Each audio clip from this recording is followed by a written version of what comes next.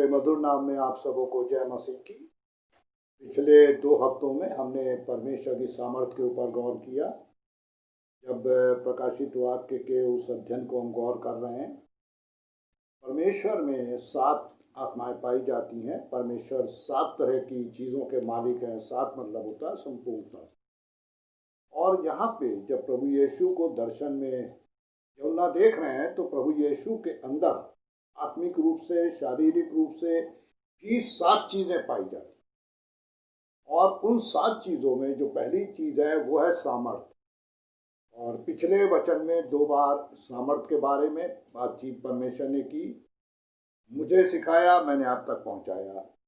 सामर्थ बहुत बड़ी चीज़ है। मसीही जीवन की सबसे बड़ी ताकत है सामर्थ।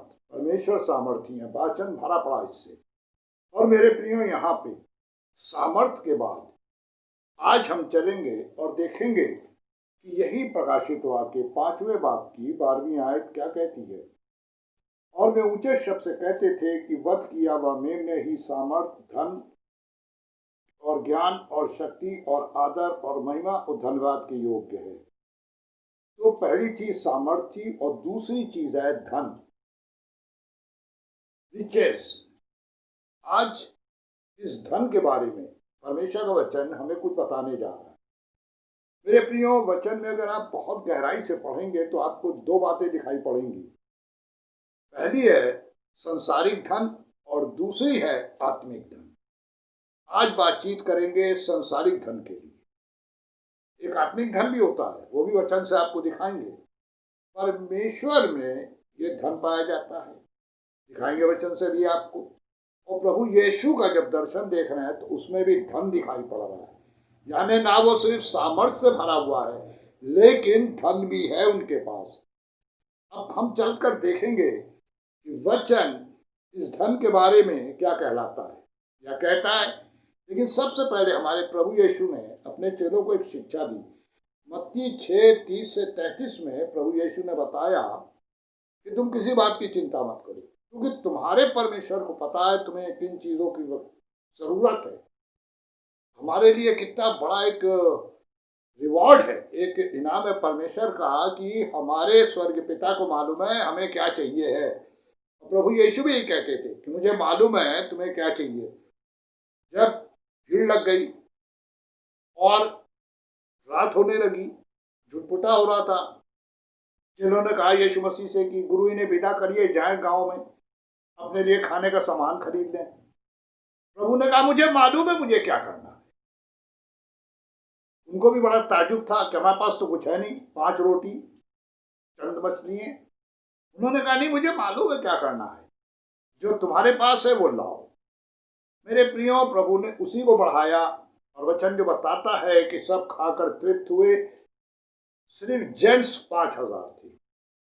अगर टोटल एवरेज निकाला जाए तो करीब 30,000 लोग थे। 5 रोटी 2 मछली। कैसे संभव था?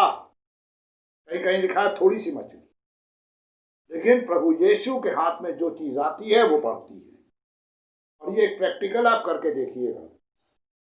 जब मेरे परमेश्वर ने मुझे सिखाया सबसे बड़ी चीज, और जब प्रभु के पास आए तो जो पहला काम किया वो ये था कि हमेशा जब अपने पेंशन लेते थे, तनख्वाह लेते थे, तो घुटनों के बल उसे प्रभु यीशु के हाथ में सौंपते थे, प्रार्थना करते थे।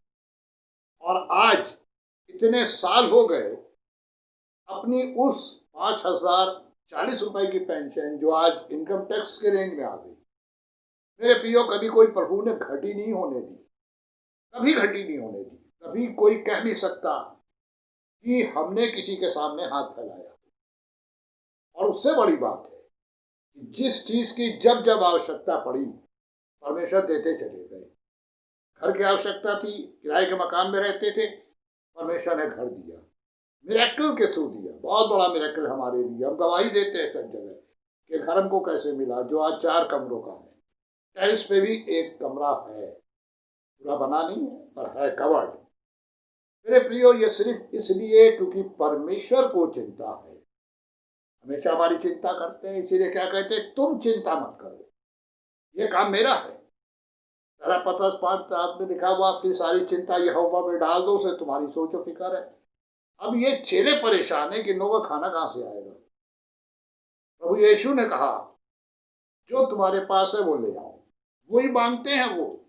एलिया नबी ने भी विधवा सारपत के पास विधवा से क्या बोला था, जो तेरे पास है वो ले आ।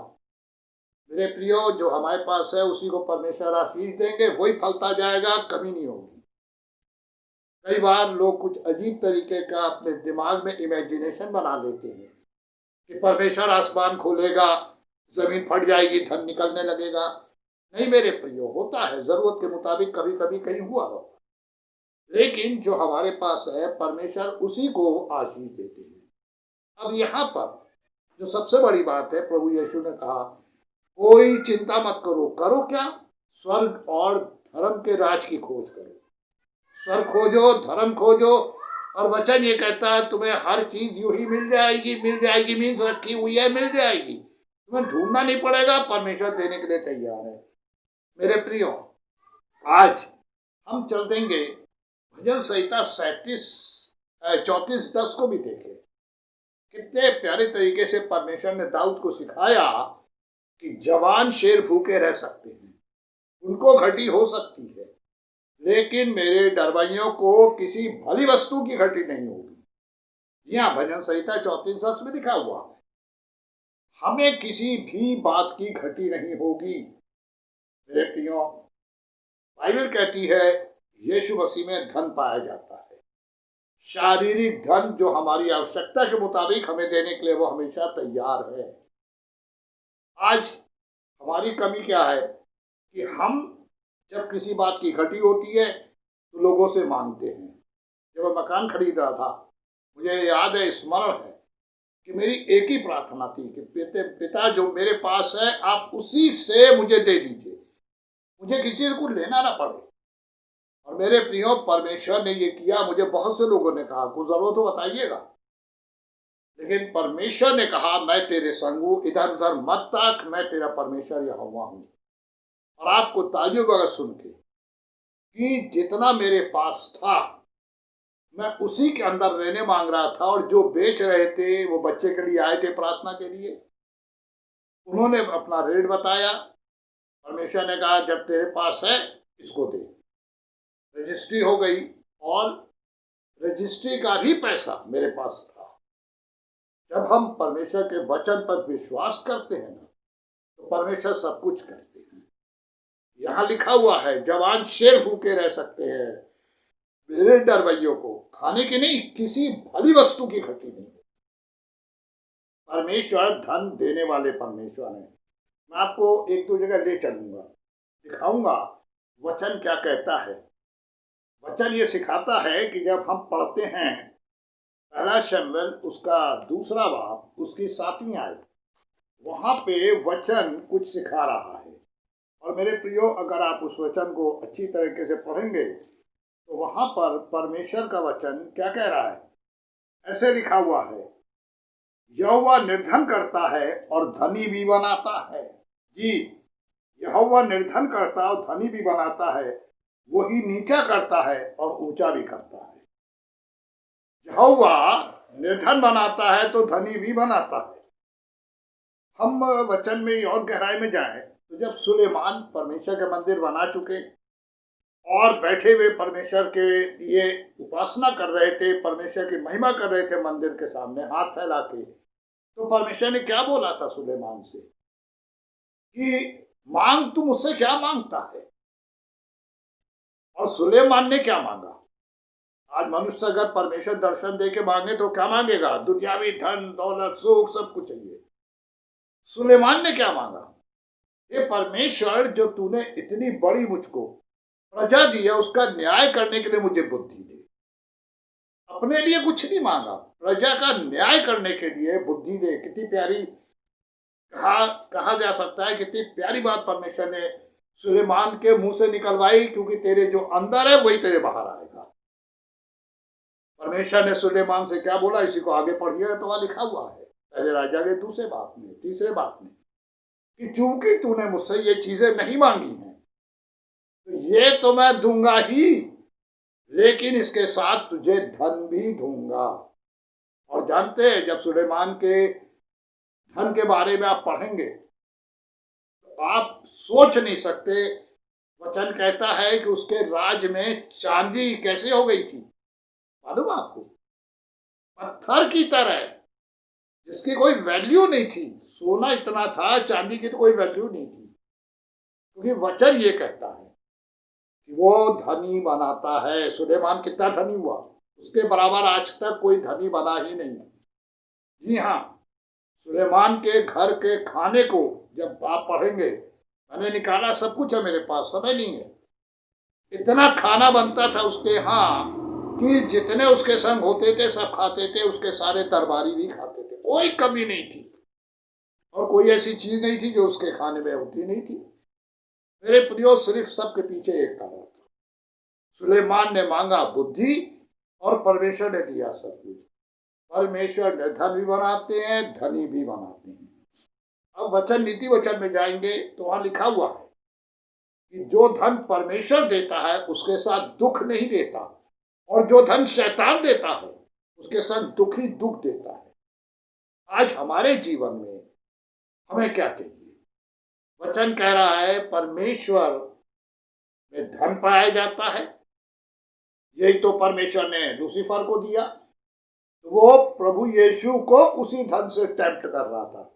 ये सारा राज उसे दिखा के क्या बोला, मुझे चुप कर, अगर तू प्रणाम करे तो इस सारे का अधिकार मैं तुझे दे दूंगा। अरे वो ये भूल गया किसी के पिता के द्वारा उसे ये मिला हुआ था। उसका अपना कुछ नहीं था, कुछ लाया थोड़ी था, तो निकाला मैं फरिश्ता था। मेरे प्रियो, आज एक बात हमेशा स्मरण रखे कि यही धन परमेश्वर के वचन में रुकावट हो गया है। जो धन परमेश्वर देते हैं वो वचन रोकता नहीं है। इसीलिए मत्ती 6:24 में प्रभु यीशु ने कहा, तुम परमेश्वर और धन दोनों की सेवा नहीं कर सकते। एक से प्यार करोगे, दूसरे से नफरत करोगे, अलग हो जाओगे। धन और परमेश्वर। लेकिन यहाँ जिस धन की बात परमेश्वर कर रहे हैं, सुलेमान को परमेश्वर ने दिया। मेरे प्रियो, ये धन ऐसा धन है जो हमें अमीर नहीं बनाएगा, हमारी आवश्यकताओं की पूर्ति करेगा जितनी हमको जरूरत है। और अगर हम अमीर बनने के लिए धन रख रहे हैं, मांग रहे हैं, तो मेरे प्रियो ये हमारे लिए टेम्पटेशन का बाइस भी होगा। क्योंकि वचन में लिखा है धनी मनुष्य ही परीक्षा में ज्यादा पढ़ते हैं। आपने वचन में पढ़ा होगा, एक धनवान दौड़ते हुए यीशु मसीह के पास आया, क्या लगा, गुरु जहां जहां तू जाएगा मैं तेरे संग रहूंगा। यीशु मसीह ने कहा, मेरे पीछे आना चाहता है? बोला हाँ। यीशु मसीह ने कहा, जा अपना धन कंगालों को दे दे और मेरे पीछे आ जा। वचन में लिखा उदास होकर चला गया क्योंकि बहुत धनी था। यानी वो धनवान ने स्वर्ग के धन को रिजेक्ट कर दिया, संसारिक धन उसे ज्यादा प्रिय था और वो छोड़ के प्रभु यीशु को चला गया। आज नरक की आग में होगा, क्योंकि वचन ये कहता है कि तुम्हें मेरे साथ आना है, मेरे पीछे आना है, तो हर चीज का त्याग करना है। मेरे प्रियो, परमेश्वर हमको आज ये दोनों धन दे सकते हैं, संसारिक और आत्मिक। तो आज संसारिक धन, जिसके पीछे संसार भाग रहा है, जिस हर मनुष्य का एक ही लक्ष्य है, वो धनी कैसे हो जाए। खाएगा गेहूं की 2 रोटी, सोने की तो खा नहीं सकता। क्या वो इतनी महंगी है? नहीं मेरे प्रियो, आज भी जो चीज मनुष्य को ताकत देती है, पेट भरती है, वो इतनी महंगी नहीं है। अगर आदमी थोड़ी सी मेहनत करे तो आराम से खा सकता है। अभी गुजरे दिनों में मेरी मुलाकात एक लेबर क्लास के आदमी से हुई, बात कर रहा था। उसने मुझे जो बात बताई, मुझे कितना अच्छा लगा और ताजुब है। कहने लगा, साहब हम लोग को डेली काम तो मिलता नहीं है, तो मुझे जो डेली 300-400 रुपए दहाड़ी मिलते हैं पर डे के लेबर के, मैं उसमें से आधा पैसा अपने दुख मुसीबत के दिनों के लिए रख देता हूँ और आधे से हम अपना परिवार चलाते हैं। दाल रोटी खाना मिलता है, खा रहे हैं। लेकिन जब काम नहीं मिलता तो मैं औरों की तरह एक दूसरे से मांगने नहीं जाता हूँ, मैं उसी से अपना जीविका चलाता हूँ। एक अनपढ़ आदमी को भी ये बुद्धि है उसे कैसे क्या करना है। मेरे प्रियो, परमेश्वर बताना चाहते हैं प्रभु यीशु में ये संसारिक धन भी है, लेकिन आज हमको ये चुनना है कि हमें प्रभु यीशु चाहिए या संसारी को शैतानी धन चाहिए। मेरे प्रियो, ये चुनाव हमारे पास है कि हमें चाहिए क्या और हम क्या लेना चाहते हैं। अगर हम प्रभु यीशु को अपने जीवन में आमंत्रित करते, उन्हें अपने जीवन में रहने देते हैं, तो हमें कभी भी संसारिक धन की घटी नहीं होगी, क्योंकि वचन कहता उन्हें मालूम है तुम्हें किन चीजों की जरूरत है। उसके राज्य धन की खोज करो जो स्वर्ग में ले जाएगा धन, तुम्हें सब कुछ मिल जाएगा। मेरे प्रियो, प्रभु यीशु करे कि हम लोग अपने जीवन में इस बात को समझ सकें और परमेश्वर हमारे अंदर आके प्रभु यीशु के द्वारा हमें सुंदर आशीषें दे सके। इसी साथ हम आज का ये अंत कर रहे हैं और यही चाहेंगे कि हम अपने जीवन में सही निर्णय लेके परमेश्वर की आशीषों को अपने जीवन में आते हुए देखें। आमीन।